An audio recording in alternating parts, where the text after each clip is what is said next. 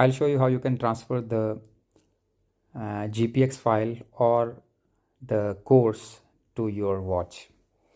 So here is Garmin Connect. I'll show you the course which was created here. So one of the courses is created in Garmin Connect. So this is the course here, which you can see in the web user interface, but let me open the app. So here is my app. If I go into training and courses, so you can see here, these are the courses that I have created. So this one is the course that I want to transfer to the watch. So I'll simply tap the course here, and on top right corner there is an option button. So on this option tab, I'll simply press on that tab and tap on send to device. It will ask me to choose the device. So this is the device which is compatible, my Garmin Forerunner 945.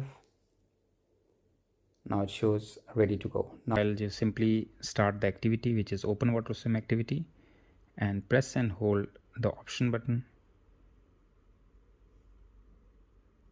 and choose navigation. And once the navigation is selected, just select the courses and you will see this course is available here, 2.43 kilometer Bandra Al Khairan. I'll choose this course and do course. So the moment your GPS is active, you receive the GPS signal, the course will be mapped here, and you can simply start the activity. It will give you turn by turn directions. So you can also choose this course and see the map as well.